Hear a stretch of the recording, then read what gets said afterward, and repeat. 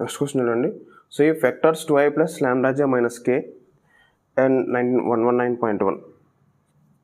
The vectors 2i plus lambda j minus k and 4i minus 2j plus 2k are perpendicular to each other, then find lambda. Perpendicular to each other అంటే ఏంటి? Dot product. రెండింటికి dot product చేయాలి.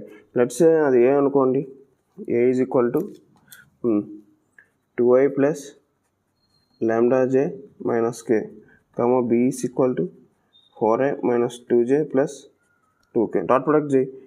ఏ dot B చేస్తే ఏమైనా వాళ్ళు 0 రావాలి. So dot product అంటే నీకు ఆల్రెడీ తెలుసు. a dot b is equal to 2i 2 into i 2 into 4 plus lambda into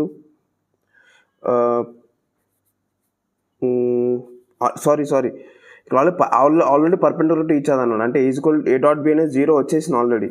చేస్తుంది lambda into -2 plus -1 into 2 is equal to 0.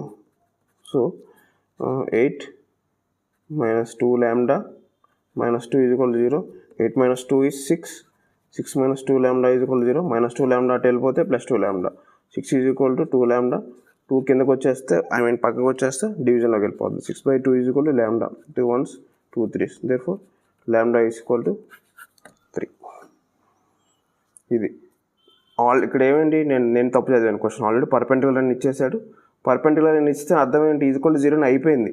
So దాని ద్వారా మనం ల్యాండాని ఫైండ్ అవుట్ చెయ్యి అని అడిగాడు. సో వీ ఫౌండ్ అవుట్ ల్యాండా. సిమిలర్లీ ఇది కూడా అంతే, లైక్ 119.2 క్వశ్చన్ కూడా అదే ఉంటుంది. సో మీరు ఇక్కడ ఫ్యాక్టరైజేషన్ వచ్చింది కాబట్టి ఫ్యాక్టరైజేషన్ అసలు ఎలా చేయాలో చెప్తాను. నెక్స్ట్ అది ఫ్యాక్టరైజేషన్ ఎలా చేయాలో చెప్తాను. దాని తర్వాత మీరు 119.2 చేసేయండి. Right, thank you.